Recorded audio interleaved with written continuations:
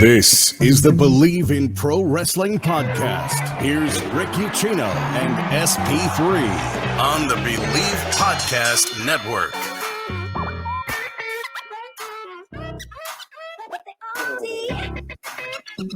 Much like Liv Morgan's new music, we're coming in with a banger, ladies and gentlemen. Did you like the updated music for Liv Morgan, SP3? I felt like I was at an old techno club with the little remix that they did to her song. I wasn't a fan. It's the babyface version. I'm good. It's the babyface version that's supposed to get you pumped up, fired up, happy that she's there, you know? Instead of that slow, melodic beat. Maybe they should just give her our music. I like our music. That's why I'm letting this play out for they should get you to make them a Liv Morgan track off of this. I didn't make this. No, the fine folks here at Believe have a library, and I combed it for hours and found this banger right here. It's a lot better than a lot of them. I'll say this much about Liv Morgan's music. I did like it, mainly because I'm a closet techno guy. Like, I love Daft Punk. All right. So, I mean, I'm there, so I kind of dig it. It all depends, though. Like, Dewdrop's old theme, that sucked. Like, that, not my kind of thing. But this one for Liv, I think it does work. Yeah, I wasn't feeling it. I wasn't with it. Well, we will talk about Liv Morgan on today's episode of the Believe in Pro Wrestling podcast, as she has a shot at another shot at Becky Lynch. Could possibly get Morgan v. Lynch 3 at the Royal Rumble. We do know who Brock Lesnar is going to be fighting at the Royal Rumble. I could not be more hyped for this. If you listen to our day one recap, we talked about this being a real viable possibility now, and it is going to happen. It is going to be Brock Lesnar. It is going to be Bobby Lashley. Holy, I can't say what I want to say because it's a PG show, but dang it, man, get hyped for that one. We did have 2 title matches tonight. Did not get 2 title changes. Damian Priest over Dolph Ziggler was a fun little matchup there. I'm kind of still on the fence about the literal split personality, Damian and Priest and this, that, and the other thing. I don't know why they felt compelled to change his character up, because it really was working. I feel like he's less over now than he was like 3 months ago. I agree with you, and I don't know if that's supposed to be part of this slow heel turn, but he's become very formulaic now. At least the character and how his matches goes. Somebody's going to do something shady. We're going to get the big ass eyes, and then he's going to beat the shit out of people. And you know, shit's a PG word now, right? In this day and age, I don't have to put. Anywho, but I'm happy to, regardless of how the character shift is changing or how it's going to evolve over the next few months, I'm still a big Damian Priest guy. I love how strong he has been booked. He has been an excellent United States champion, and he should be the United States champion until they're ready to put him into the WWE title picture, which should happen at some point in 2022. We will talk about the women's tag team matchup coming up here a little bit later on. A very quick matchup, one that Carmella did not even get into tonight. I have my issues with that match, and we will talk about it coming up here when we get into the 5 count. But overall tonight, SB3, other than a couple of segments that were like, all right, time to go, hit the bathroom, I thought this was a pretty damn good start for Monday Night Raw in 2022. Yeah, it was an improvement on where we were last week. I think that this show had a focus, and it was bookended by, the WWE Championship picture. We're starting off the show with, Heyman, which brought a bunch of energy to the show, is kicking off with him, because that was a surprise to a lot of people. His just chemistry with Brock Lesnar is unmatched. And, the fans in South Carolina, booed Paul Heyman when the lights came on and he was in the ring. But by the end of this promo, they were cheering him. So this tells me that this Brock Heyman combo can be an effective babyface act. And that's what we learned. And then the main event was was awesome. That was just unbelievable fun.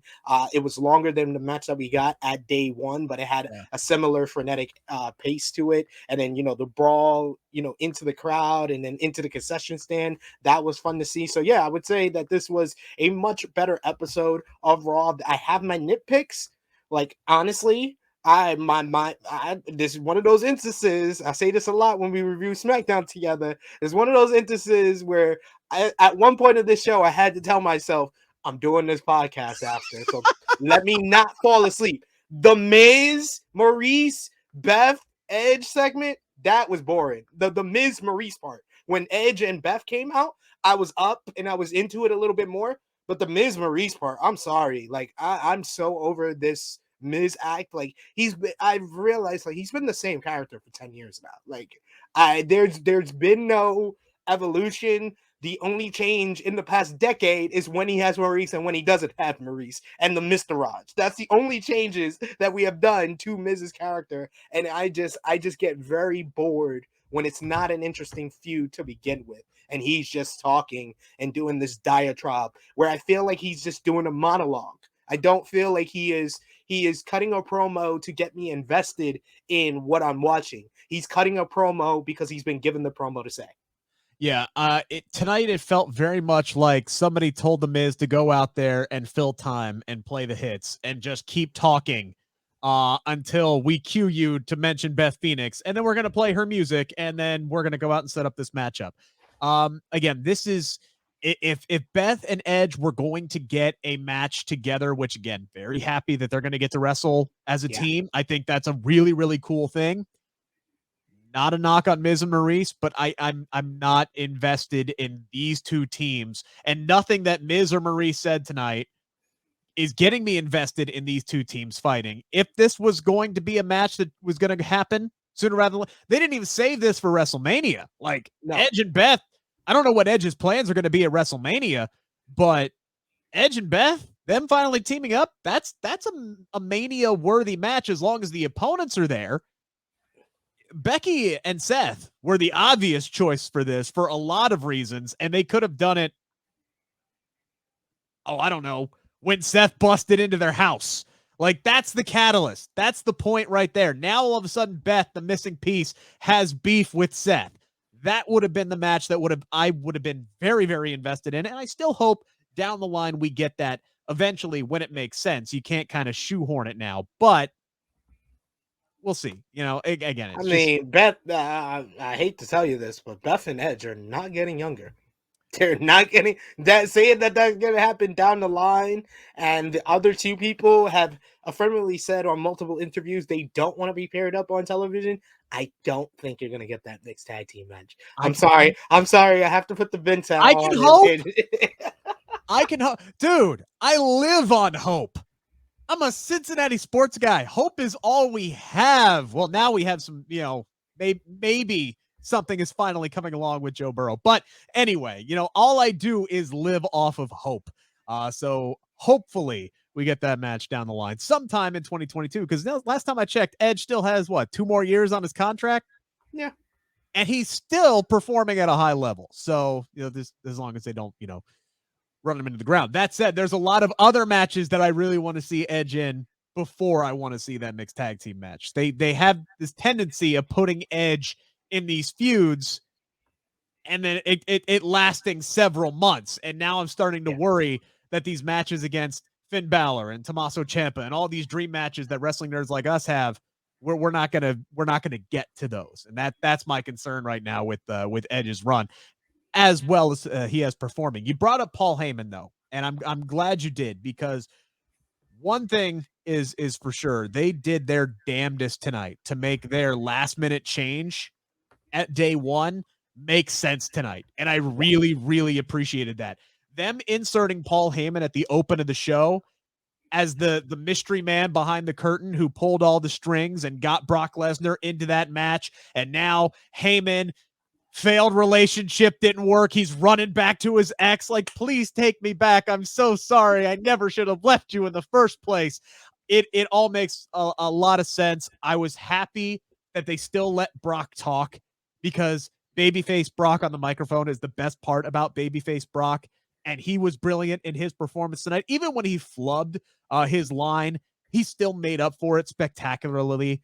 And then we get that little bit at the end tonight after Lashley had won, where Mike or Patrick, or they keep changing his damn name. I don't know what it is anymore. But dude, bro, in the back asks Brock for a comment, and he's like, "Oh, okay, yeah.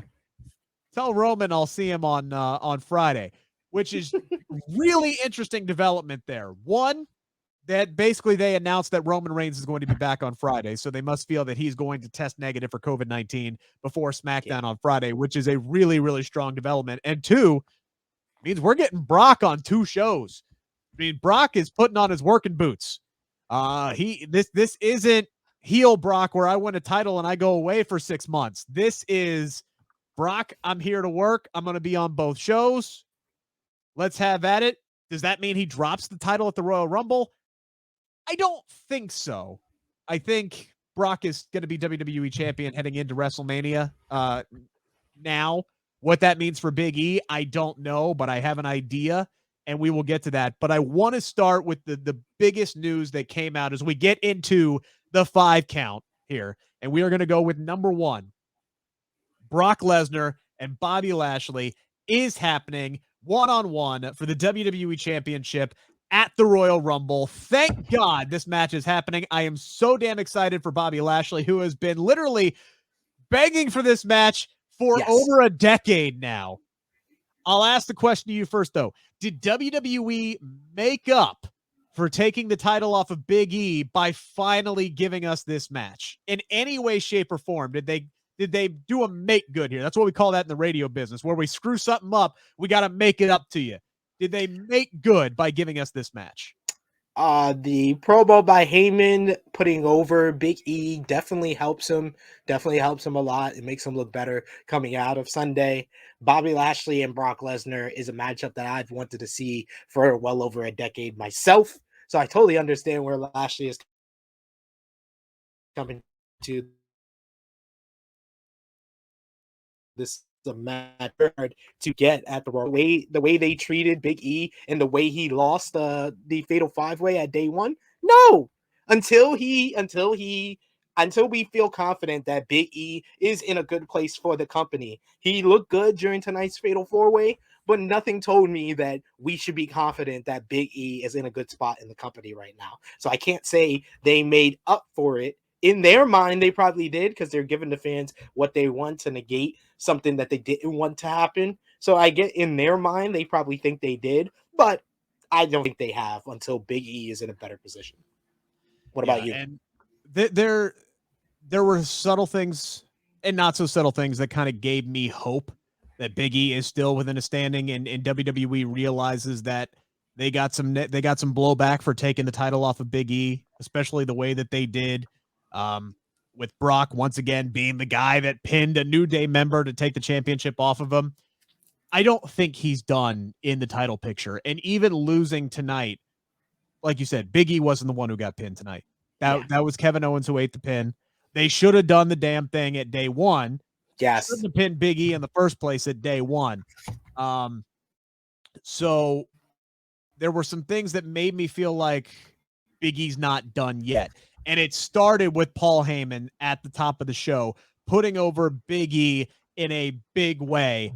And everything that Paul Heyman said was 100% accurate in a much better way than we could articulate ourselves on our day 1 recap. Paul Heyman basically laid it out the exact same way that we did. Yeah. Fantastic advocate for the company. Went everywhere, did everything. This guy was the perfect ambassador for WWE and was everywhere as the WWE champion. Did a fantastic job both inside and outside of the ring. Just his booking wasn't there. That was the only thing that kept Big E's WWE championship run from being a 100% success, was WWE's own creative flaws. Yeah. That and the fact that Survivor Series is what it is, and it has to be champion versus champion, and they didn't give him an opportunity to really defend the title on that pay-per-view. So Paul Heyman saying what he said helps.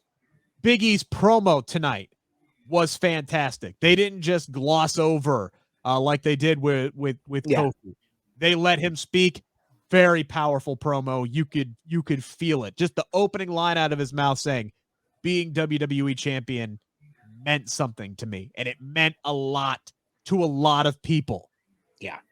That language tells me that WWE is aware that taking off the title is a problem. That said, I don't know. I'm not one of these guys that's going to sit here and go, I'll let it play out, because we know how that goes more often than not.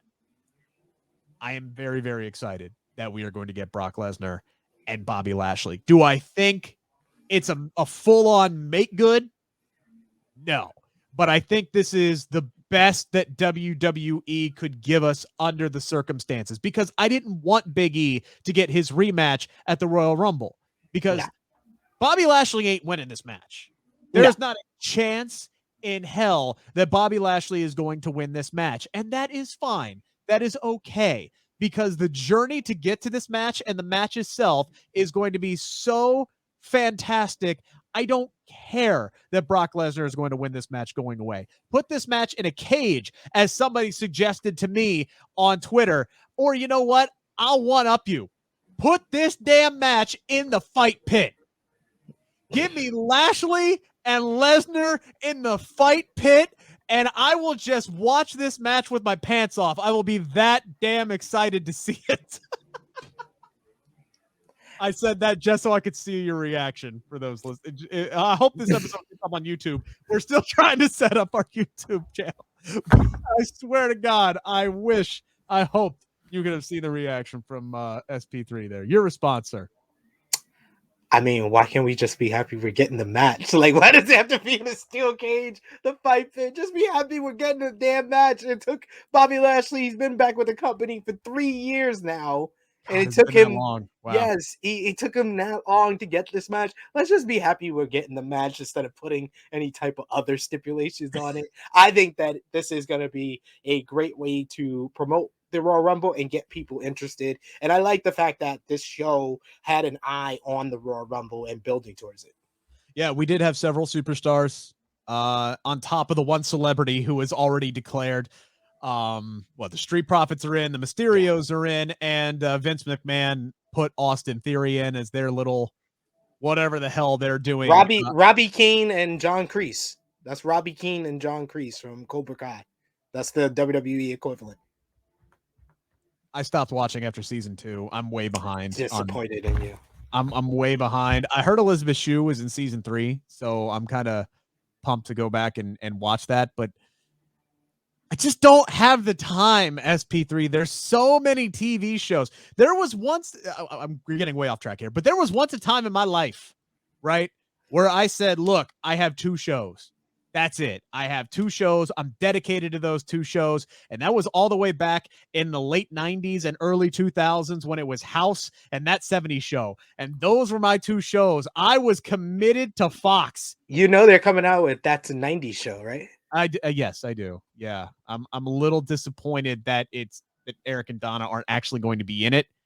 But we get to see Red and Kitty again. Hey, exactly. I'm sorry. Red and Kitty was always better than Eric and Donna. I'm fine. You're not wrong. I'm fine with it. You're not wrong. I'm a big Kurtwood Smith fan. But man, there's just so many TV channels and so many TV options. And now I have like 30 damn shows. And there are so many of them now that I have not finished, or I just haven't gotten the time to go back and watch. And Cobra Kai, unfortunately, has fallen to that list. It just has. I've seen people tweeting about it and they're going nuts. But ever since Disney Plus launched and all the MCU shows have come out, and you have to watch those now to stay up to date. They come out one a week, man. That's no excuse. I know. Netflix, I finished Cobra Kai in 1 day. I finished the whole season 4 in 1 day. You have twin 1-year-olds. How did you have time to do that? Because I give my twin 1-year-olds the phone. They can watch whatever they want to watch on my phone while I watch Cobra Kai. Duh. Like, what? Huh? Well, my phone's basically glued to my damn hand. So I can't do that. Although Sarah's phone is always free. Now you're thinking. Now I'm thinking. Just get him a Kindle or something like that. Anywho, or an iPad or something. I don't know. We'll figure that out. All right. So we're getting Brock. We're getting Bobby, regardless of what it is. That's a really damn good thing, and I'm pumped to see it. And I think a lot of people will be pumped to see it. Could be an early match of the year candidate because these two are going to beat the holy hell out of one another. It's going to be a great sprint. I don't expect this match to go long. I think 5 minutes max. And that's why I think doing kind of like a UFC, MMA, shoot style fight between these two would be great. It wouldn't. You don't think so? No, because I saw Brock versus Cain Velasquez. I'm sorry, what Bobby Lashley does well is he does wrestling very well, and he does MMA when it's real very well. But asking him to do scripted or fake MMA, I'm sorry, it's not gonna work. It's not gonna work. So that's what I said. Okay, maybe a shoot style finish then. Something like where Brock beat Randy Orton. Huh? Oh yeah. I mean, he bloodied the crap out of that. Yeah. But that wasn't an entertaining match. That wasn't like I said shoot style finish. Shoot style finish. But you're saying that like that was a good finish. It wasn't. It wasn't. It caused the whole fight backstage. Like, come on, seriously? I'm just throwing out stuff and seeing if it sticks. SP3. That's just what I do. I think we're both in agreement here that though this isn't a full make good for what they did to Big E because, like I said, everything that Paul Heyman said was 100% accurate. Doesn't change the fact that Big E should still be the WWE champion. So that moves us to number 2. How can WWE make it up to Big E for changing course and taking the title off of him? Sean Ross at Fightful.com reported heading into the day on Saturday, Big E was still slated to retain his WWE Championship. So until Roman Reigns tested positive for COVID-19, Big E was walking out the WWE champion. The second they inserted Brock Lesnar into that match, that changed. So they decided to go in another direction the second that they inserted Brock Lesnar into that match. How can they now make this up to Big E? He has to have a prominent role going into WrestleMania season. Like, he needs to be in there with another upper card or main eventer. And that's going to be the first step for him. I think that he's going to be, in the Royal Rumble, and he'll have I don't know what they're going to do with the Royal Rumble. He could be a good candidate to win the Royal Rumble. I know there's some people that think that might be a little too greedy because he won the Money in the Bank, but there is precedent for this. Like, I know Alberto Del Rio back in the day won the Royal Rumble and the Money in the Bank in the same year. So Big E is someone much better than that person. So I think that he would be an ideal person to, if you're gonna have someone do that, I think Big E would be a good choice. And like I said, you could create separate matchups for day 1 and day 2 of WrestleMania. I think day 2 of WrestleMania is going to end with Brock versus Roman, champion versus champion. But like I said on our first show, that the day 1 you can have Big E, the Royal Rumble winner, versus either Brock or Roman, and then have the winner of the Elimination Chamber versus the other champion. There's several different ways they can go at it, but as far as like either at WrestleMania, I think Big E needs to be in there with an upper card main event type player, and then after WrestleMania, he needs to get back into the WWE title picture. I'll go one step further. He should win back the WWE Championship at WrestleMania. Because I said this on our first show, heading into WrestleMania season, WWE loves to stick with the tried and trues. Roman Reigns is your Universal Champion, Brock Lesnar is your WWE Champion, Charlotte Flair is your SmackDown Women's Champion, and Becky Lynch is your Raw Women's Champion. The biggest stars that you have are your top 4 champions right now, respectively, in all at both divisions. Yeah. Those are your 4 biggest stars. Those are your 4 pillars of WWE. They are all your world heavyweight champions. You have an opportunity at WrestleMania to make a new one, to make a new main event level star, to make somebody, to put somebody over in a big way. So I'm going and replaying what you did in 2019 with Becky Lynch, but I'm doing it with Big E. It is so apparent that Roman Reigns and Brock Lesnar are going to be in the same match with one another at WrestleMania. Everybody's saying title for title. For me, that creates a big problem because you do have the Royal Rumble winner. Simple solution. Big E wins the Royal Rumble. You make it a triple threat at WrestleMania. Big E, Roman Reigns, Brock Lesnar, winner takes all, and Big E pins Roman Reigns and walks out with both straps. That's how you make it up to Big E. That is exactly how I would book it. Hands down. That's how I would book it. That is the only way you make it up to Big E. You make that man on the grandest stage of them all. And by the way, that would be his first win ever at WrestleMania. He's 0-7, 0-8, whatever the hell it is. Never even won with the New Day at WrestleMania, which is Crazy.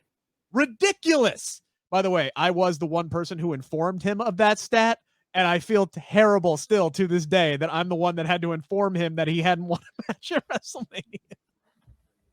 Like, thanks for that. Thanks for that, Rick. I did follow up by, mention the fact that he got to eliminate somebody in the Royal Rumble last year. So that was a first for him. So that, that boosted his confidence right back. I don't think Big E likes me very much, but he loves Alex McCarthy. I don't know if he I know that. Yes. He definitely gave Alex McCarthy his flowers. That's for damn sure. I just think that you are thinking not realistically with what WWE does. I understand. No. I trust me. I know you got your Vince hat on and what you think is going to happen. The question is, how can WWE make it up to him? I didn't say that that's what they were going to do, but that's, to me, that's the make good. Like I said, we can hope and have our fingers crossed for Big E to re-enter the WWE title picture after WrestleMania. I would be very surprised if he was involved in the WWE title picture at WrestleMania. After, I can see it going down. Like I said, he just has to be in a match with an important player. It could be somebody on SmackDown. It could be somebody on Raw. If he's in there if it's an important match that he's in at WrestleMania, you're keeping up his momentum. So after WrestleMania, he can reinserted into the title picture. Not a bad, okay. I understand your thought process on it. Then I don't know what you do with the Royal Rumble winner. I just don't. Unless Brock loses the belt to Lashley and then wins the Royal Rumble later on in the night. No, Brock ain't wrestling 2 matches in one show. Like I said, all he has to do is enter 30 and eliminate Sami Zayn. I literally have told y'all this now multiple times. Someone wins the Royal Rumble, someone wins the Elimination Chamber. One of those guys versus Roman, one of those guys versus Brock on day 1. And then day 2 is champion versus champion. That's what we're gonna get. I think I know we're early in the WrestleMania process, but 9 times out of 10 by January, you have a clue on what is going to be the main event of WrestleMania, unless Daniel Bryan just decides he wants to be in it. So it's just like you know what you're gonna see. We don't have Daniel Bryan in this company anymore, so no, it's going to be Brock versus Roman. The only other person that I was hopeful would win the Royal Rumble before all of this went down was AJ Styles. After what we saw tonight, the man doesn't even enter as an option to me, but we will get there. Believe me, we will get there. What we saw between Omas and AJ Styles on Monday Night Raw. But we're going to move on to number 3 now. We're going to switch things up to the women's division. Becky Lynch, the Vincent Van Gogh of WWE. I love a good pun. I thought her promo tonight was brilliant. Surprise, surprise. I like something that Becky Lynch did.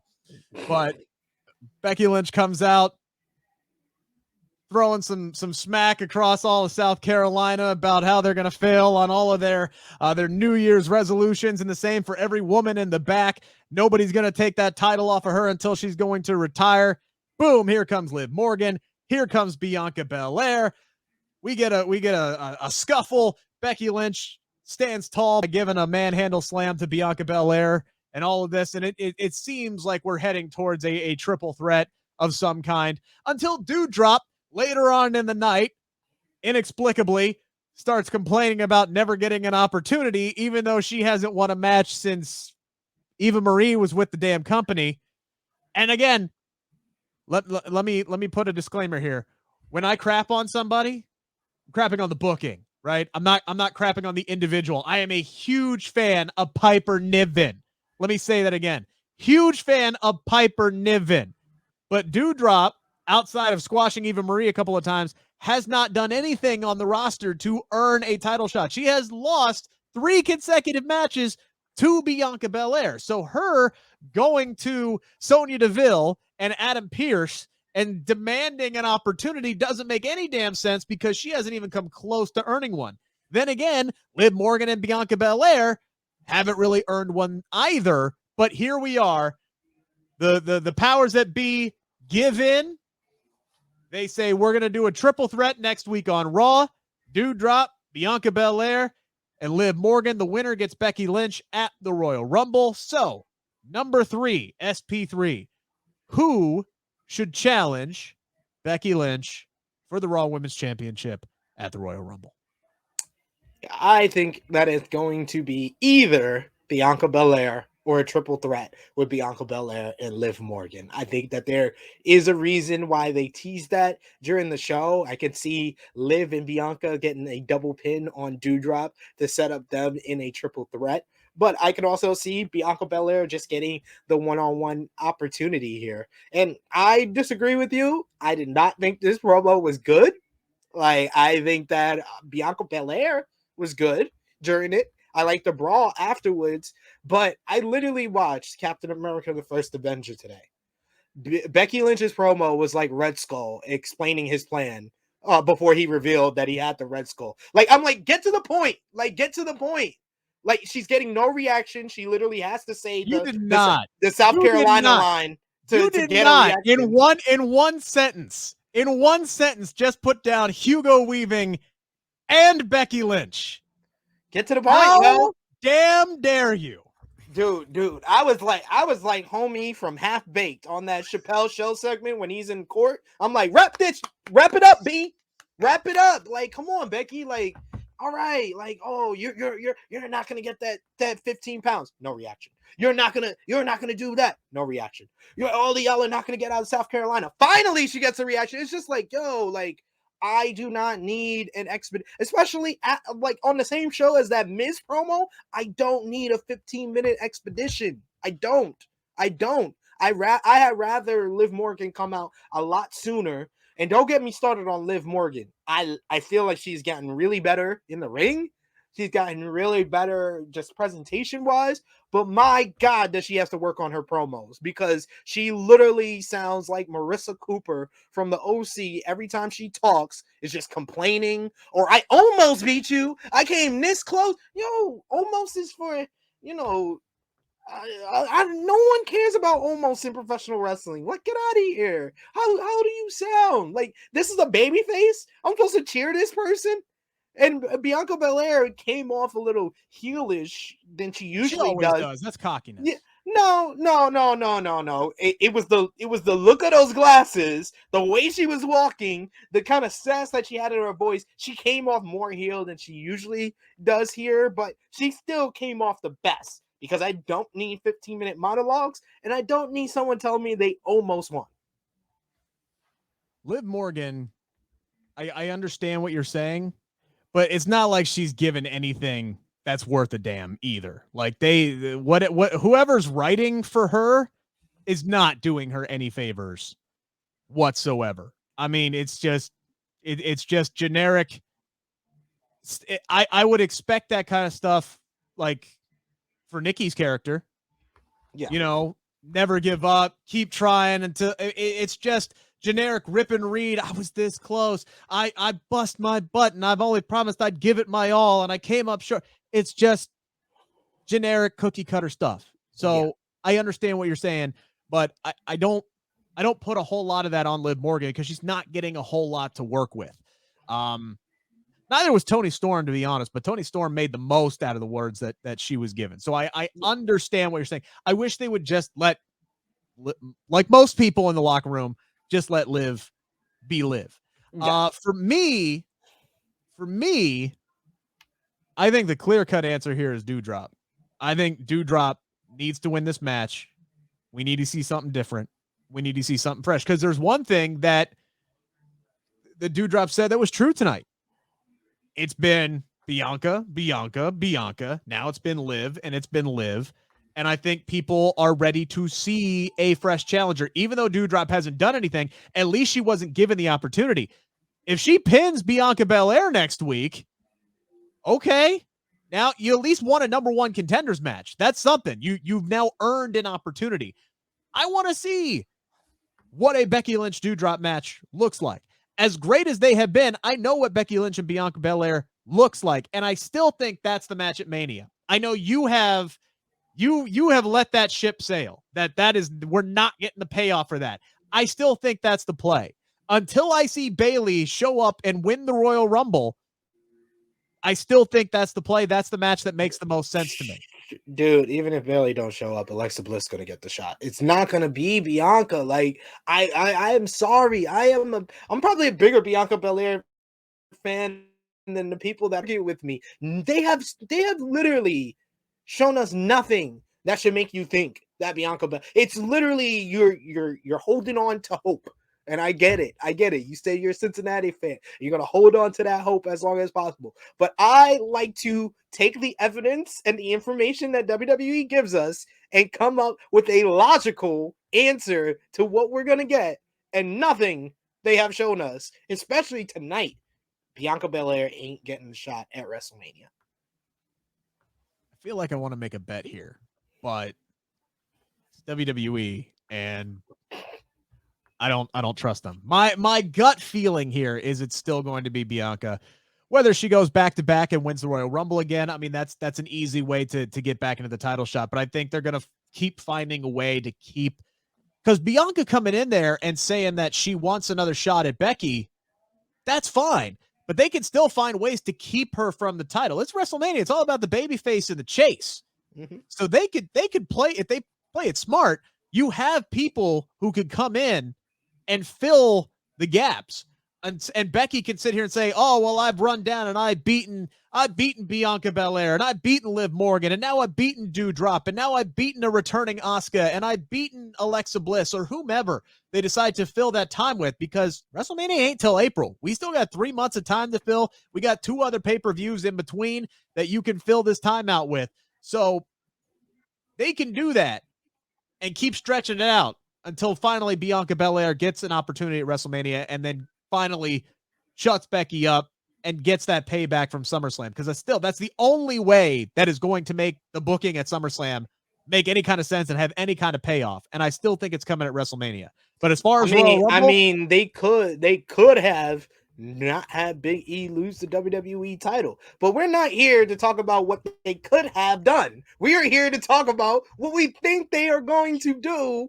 And you literally have made your whole argument about what you want them to do and not the information that they have given us. They have literally, they did not have this whole thing planned with Becky Lynch beating Bianca Belair. Yes, that is the way to make up for what happened at SummerSlam. But if that's not even the plan, what makes you think that they have thought out of the way to fix that? I think you're acting like it's not the plan. I still think it is the plan. It's not the plan. It's not the plan. Like, that was never their plan. I'm saving this tape. I'm saving this tape because when Bianca Belair wins the Raw Women's Championship at WrestleMania, well, we're on 38 now. When she wins the Women's Championship at WrestleMania 38, I'm going to play back that tape. I'm going to play it back. And it's going to be glorious. I'm going to be in there in Dallas. I'm going to watch her win back to back at WrestleMania, because I do believe that is still the plan. When it comes to the Royal Rumble, yeah, whoever this challenger is, they're going to lose anyway. So let me see what Doudrop has. Let me see what Doudrop can do in a match with Becky Lynch. Piper Niven, excuse me. I'm hoping that they give her damn name back at some point now that she's a heel. I mean, you have 2 characters that they shouldn't have turned heel going against each other. I guess that's going to be entertaining. I mean, I don't. That's not going to be an entertaining feud, a lead up. They may be able to mesh very well and have some chemistry in the ring, but that's definitely not going to be entertaining on the road to the Royal Rumble. So that's why I just don't think Dewdrop's going to be the answer. If it ain't Dewdrop, it's gonna be Liv Morgan again. I don't think it's going to be Liv. I think. Why do you keep trying to deny Bianca? Because there is evidence that they had plans to continue that feud, because you saw it at day one. After Becky hit the manhandle slam, she was supposed to put her foot on the damn rope. She was supposed to cheat again to win that damn match. Okay. The main reason you're saying that it's either Liv or Dewdrop is because you want Bianca at WrestleMania. Like that, don't try to put lipstick on a pig and tell me it's a female. Like, come on, man. Hey, a pig can still be a female. I'm just saying. I'm just throwing that out there. Not all pigs are male. This is not how that works. A human female. Excuse me. I still think it's going to be Dewdrop that wins this matchup. We did see a women's tag team title defense, sort of, tonight. And a matter of fact, it was the only women's match on the entire damn card tonight. So a 3-hour show, and we got all of 3 minutes of wrestling. I think the actual brawl between Liv and Bianca and Becky lasted longer than this match. We had Queen Zelina and Carmella defending their tag team championships against Super Brutality, Rhea Ripley, and Nikki ASH. Rhea started the match. She tags in Nikki. Zelina ends up beating her with a roll-up about 3 minutes in. Carmella never even tagged. The most we saw Carmella do tonight was put on her Man in the Iron mask, her Destro mask. It was black. At least she's accessorizing, right? Like, at least like it matches every time, and she's got different ones. It ain't working for the whole mask gimmick. Still ain't working for me, but whatever. It's the least important thing of what happened here tonight is that they continue to just dog Nikki ASH, both on commentary and in the ring. Yeah. And it's like they are doing their best to make you forget. If it wasn't for Byron Saxton on commentary reminding you that this woman was the Raw Women's Champion heading into SummerSlam, it's almost like they're trying to make you forget that she was ever Money in the Bank winner and Raw Women's Champion. And they're doing this to try and get her over, which is mind-bogglingly dumb to me. She is losing and losing fast. As it should. Just months ago, this woman was on a stretch of some of the best in-ring work that she has ever done. She was going toe-to-toe with Charlotte Flair in the ring, putting on good matches, main eventing Monday Night Raw. She was the freaking Raw Women's Champion. And for the last several months, she has been losing 2 minutes in to whether it be Carmella, Zelina, or anybody else on that damn roster. Meanwhile, Corey Graves, I'm not going after the man, I'm going after the character, just craps on her incessantly like she's some kind of anchor that is weighing down Rhea Ripley. And the only reason why that's factual is because they're booking it that way. It is beyond maddening what they are doing with two talented women and Rhea Ripley and Nikki ASH, which is nothing. And it's beyond maddening what that women's tag team division has become. But somebody posed the question to me with what they are doing with Nikki and Rhea right now. We move to number 4. Is it time to split Nikki ASH and Rhea Ripley up? I'll allow you to start, sir. Yeah.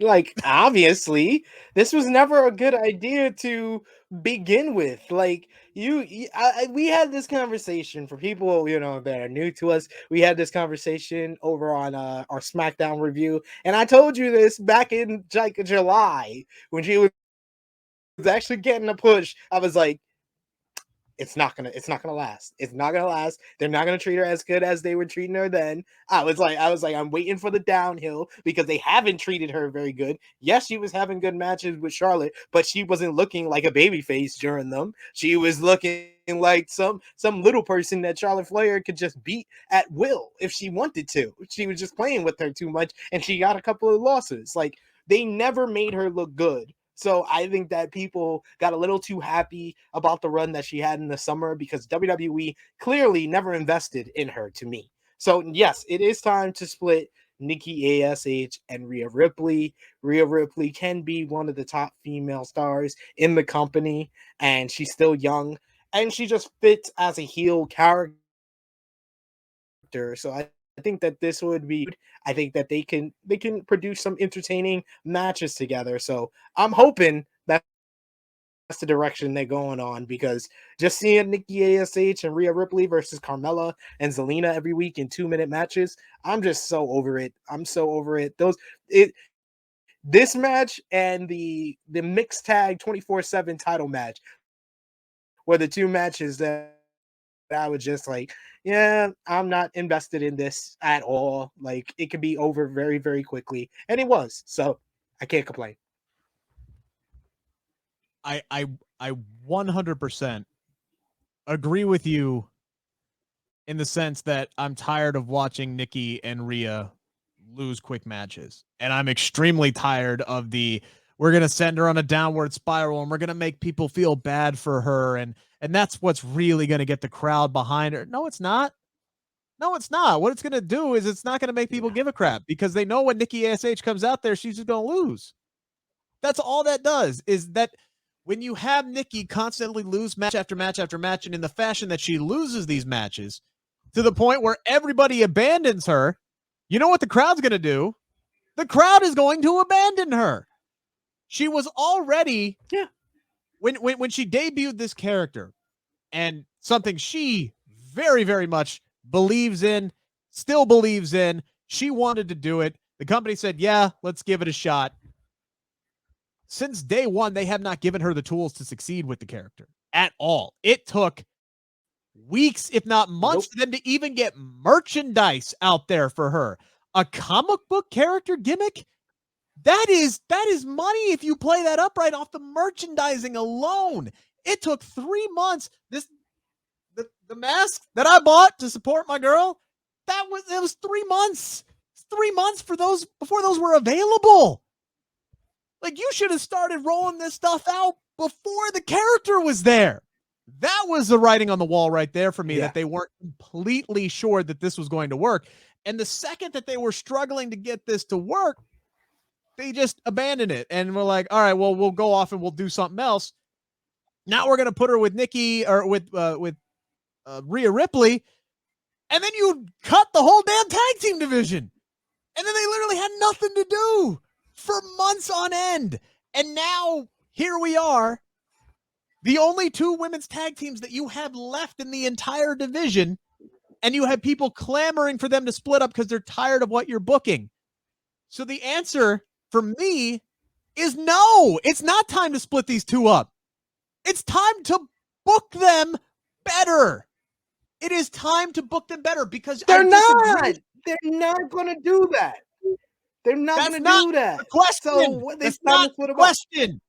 It's not the damn question. Because these 2 together could be highly entertaining. As Nikki ASH in this almost superhero character could be incredibly entertaining. But they're not doing anything. But they're not entertaining together. Value with her. But they're not entertaining together. So that's why it's time to split them up. Like, this tag team has never worked. Even if you book it right, it just doesn't work.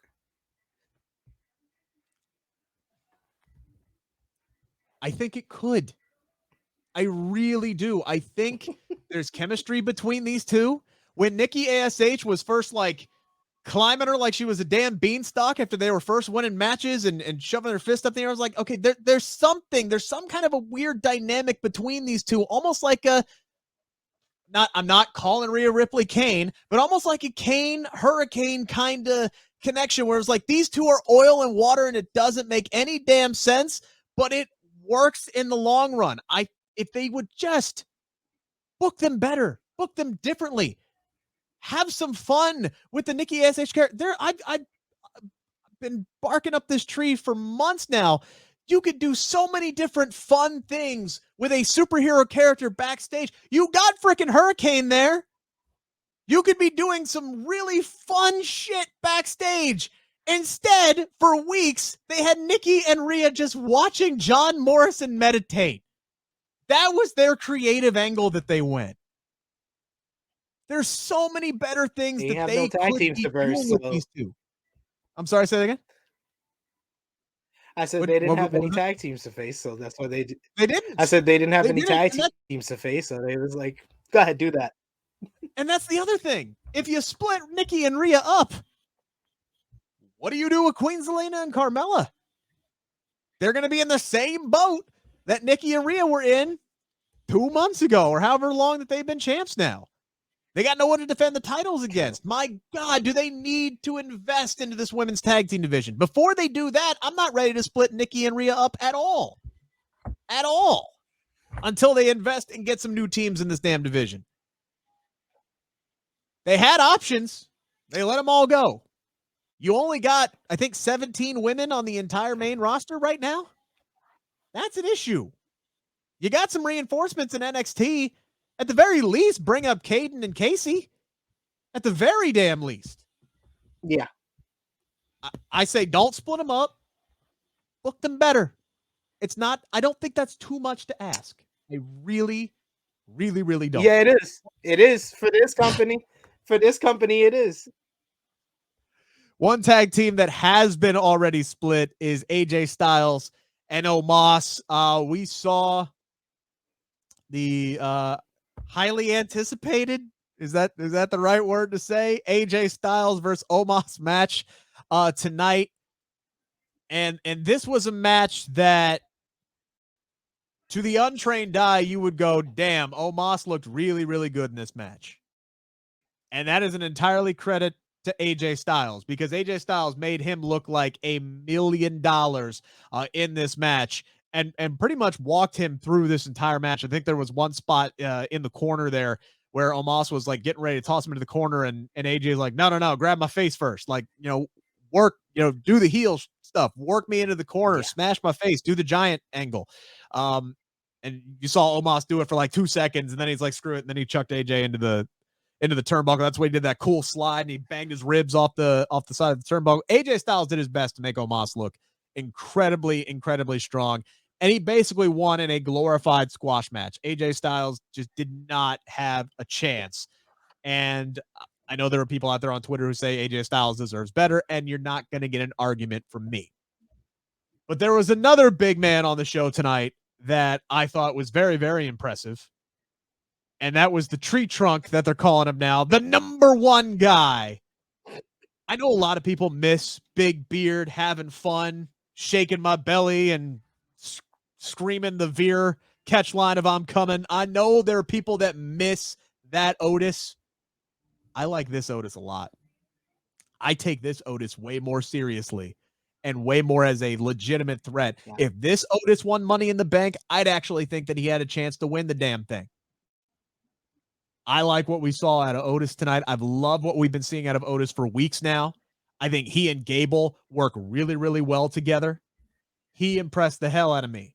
But anytime we see Otis, I don't get the sense that he's being prevented as a future main event star, whereas you have Omos, who is being presented as the next Andre the Giant. So number 5, our final question of the evening. Who has the higher ceiling in WWE? Is it one man with 4 letters that starts with O, or the other guy with 4 letters and starts with O? Is it Otis or is it Omas? SP3. In WWE, it's definitely Omos. It just is, because they never have really invested in Otis this entire time. Even, they did when he won the Money in the Bank, because they were into his whole story that went into WrestleMania 36 against Dolph Ziggler with Mandy Rhodes. So then they were invested in this change. I do agree. I feel like he is more of a guy that could make it to the main event scene. But the key to your question is, who has the higher ceiling in WWE? Meaning, who can reach the highest form of success? It's clearly Otis. I mean, it's clearly Omos, excuse me. Otis is the more skilled of the two. He's not as green as Omos, because, man, that matchup with AJ Styles, all Omos did was stand there. He literally just stood there for that whole 4-minute matchup. It was just AJ Styles making movement around this big man and having a fine match. But yeah, I feel like Omos is one of the guys that giant. Like they lost Big Show, the Undertaker's retired, Kane is basically retired. They need that new giant. They don't really have that in WWE. They They did. They young had him. giants in like Commander Aziz. Yeah, and they had big men that could stand out, like a Karrion Kross, a Keith Lee. We won't get into Braun that. Strowman. As far as these Braun two right here, Strowman. oh man. As far as these two right here, Omos has the higher ceiling. I feel like Omos is a guy that they will put the WWE title on, despite him probably never being that good. I don't want to rag on Omos because I do think there is potential there. And obviously he fits that mold that WWE looks for. He is an attraction. He is a very tall, superhuman-like man. All right. I get the appeal there. But he's not ready. He's still green in the ring. He has looked really, really good at times. I thought, his first match at WrestleMania when he and AJ beat New Day for the tag team championships, I thought he looked incredibly well. That was a great spot on a big stage for him. And to their credit, Kofi and Xavier really, really sold it and made him look like $1 million that night. But I haven't seen a whole lot of improvement yet. He's just still way too green, and him going out on his own this early worries me. Like, I could see them billing him as the next Andre the Giant, and he ends up being the Great Khali. And I'm not talking about the Great Khali that won the World Heavyweight Championship. I'm talking about the Punjabi Playboy. I'm talking about that. I'm talking about them turning him into a comedy character. I'm talking Braun Strowman back when he was a rosebud. Like that's no. They will give him his Great Khali 2006 push. They will. Before they make him into a comedy act, they will get a title run out of him. Because people just like to put the spotlight on the Punjabi Playboy period. When Great Khali came into the company, his first win is over the Undertaker. And then a year later, he's the world champion, beating Batista and Rey Mysterio. Like, people need to stop acting like the majority of his run was the Punjabi Playboy. It was a lot of years, but that first when they first got him, they pushed him hard, and I think they're gonna do the same for Omos, despite him being very green.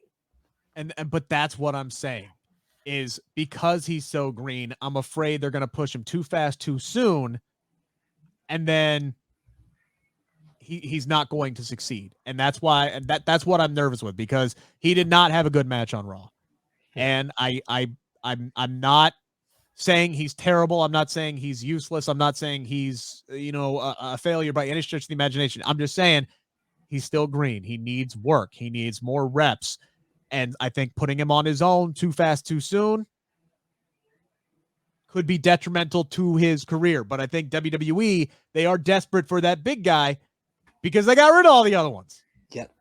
So again, this is their own doing. This is their own doing now. Self-fulfilling prophecy. That's what WWE has done. To answer the question, the way that it's been phrased, yes, it's clearly Omas, because he will get that world title reign at one point. I don't know if Otis will do that. I don't know if they will ever put a world championship on Otis. But as far as maybe if the question was more who will have a longer and more successful career over a long stretch, I think Otis has I think Otis for sure has the longevity there, because he can wrestle. He can move for a big guy. He's very, very, I mean, he has literally squashed Matt Riddle, who is no slouch whatsoever. Matt Riddle has some big wins in his career.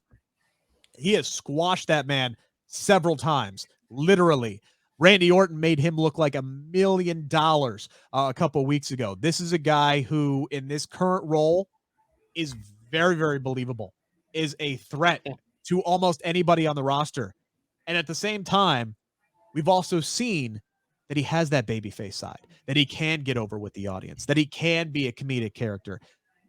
This man has levels. This man is an onion. He has layers. He can do pretty much anything that you ask him to do. So if the question's altered to say who has more longevity with this company and could be successful over more time, Otis. Who do I think will be a world champion? Omas. But again, I'm stealing your line here. I'm putting my Vince hat on that one because they are going to give every opportunity for Omas. They're going to give, I guarantee you, they will give Omas 5, 6, 7, 8, 9 chances before they give Otis a shot. Yeah. Guaranteed on that one. I do want to bring up one thing. I meant to bring her up at the top of the show, but WWE did announce, they announced that Alexa Bliss will be coming back. That should be coming back to Monday Night Raw. I know she was drafted to Raw. I'll start by saying I'm very, very thrilled that Alexa Bliss is coming back. I am very less thrilled at how they're going about doing it. Just announcing that she's going to be back, and then there's going to be... They didn't announce she's going to be back. They said the journey back begins next week.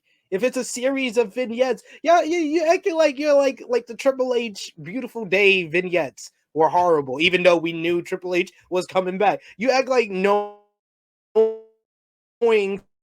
someone's coming. I'm sorry. I'm not the type of person that I would be like, oh my God, she's back if they did a surprise return. She is. That's the type of person you do vignettes to lead up to their return. You don't do the surprise return because no one's going to pop or it's not going to be a memorable moment or anything like that. So there's no reason to make her a surprise return.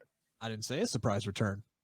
I just don't like the fact that they just are flat out saying, hey, here's Alexa Bliss on a shiny new platter. Is she going to be, crazy spiritual Alexa Bliss? Or are we going to get, Lily and all that? Or is she coming back? This and the other thing. Hey, you're going to have to tune in to find out. I don't like them handing it on a silver platter. And mostly because I don't like the fact she's coming back to Raw. I know you drafted her to Raw. I would have called an audible because she's needed more on SmackDown, especially since Toni Storm left. She is needed more on SmackDown, and it makes more sense for her to go to SmackDown because Charlotte Flair is right there.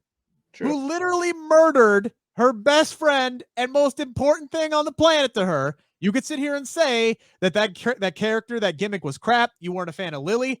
Lily was over, and that doll was selling insanely well on WWEshop.com. The Alexa Bliss spooky character was working. It was working. It was successful. It was over with a lot of the casuals and a lot of people in the audience. They loved babyface, spooky Alexa Bliss, and Lily was getting over before Charlotte Flair tore her into a million pieces. And now we're just going to have Alexa Bliss come back on Raw and just kind of brush that under the bus, which makes me think she's not going to be that version of Alexa Bliss. She's going to be some kind of new version of Alexa Bliss. I would not have done that way. I would not have gone that direction personally. I would have had her stalk Charlotte Flair. Because that's my question is who the hell is Charlotte Flair facing at WrestleMania? Sasha Banks. Like, that's easy. There's a reason why they haven't gone back to that match. They've literally teased that match since Charlotte got drafted to SmackDown, and they haven't done that match. It's obvious that's the WrestleMania match. Like, Becky is the mystery here. Becky is the mystery on who she's versing at WrestleMania. I don't think there's any mystery with Charlotte Flair. I think that maybe they can do like Naomi in the in-between pay-per-views and like use her getting a shot to, further her feud with Sonya Deville. I could see something like that. But I'm pretty sure that the reason why they haven't gone back to a Sasha Banks Charlotte Flair matchup is because that's going to be at WrestleMania. Okay, that's fair. Totally overlooked Sasha Banks. That's my fault. Still, though, who's she going to fight at the Royal Rumble? Who's she going to fight in Saudi Arabia or whatever the hell? Naomi. Okay, maybe. Xia Li. I think it makes more sense.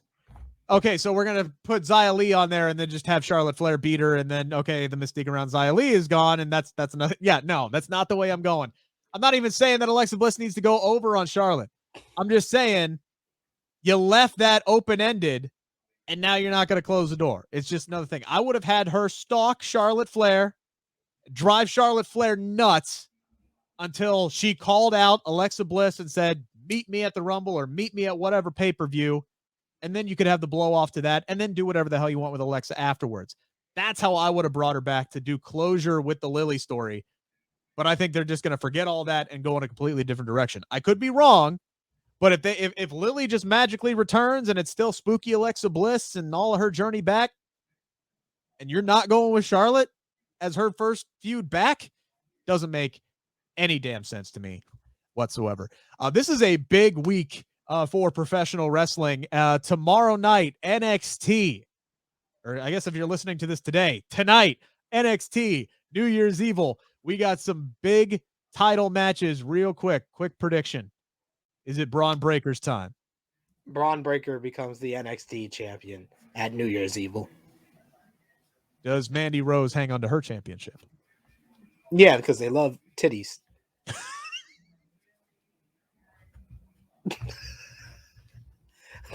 I mean, I don't think I can disagree with anything you just said. Regardless of what happens, we will be back to break it all down right here on the Believe in Pro Wrestling podcast, right here on the Believe Podcast Network. We appreciate you guys sticking around with us. Tomorrow, 7 a.m., we'll be back breaking down everything that happens on New Year's Evil, and then we'll be back breaking down everything that happens on AEW this week. And we'll be back breaking down SmackDown. A lot of wrestling this week. A lot of wrestling. Oh, yeah. Learn to love it. That's why we're here. We're here to break it all down for you. So even if you can't watch it, you can listen and watch us. We'll tell you the important stuff that's going on. For SP3, I'm Rick Ucchino. We appreciate you guys. Have a wonderful rest of your Tuesday.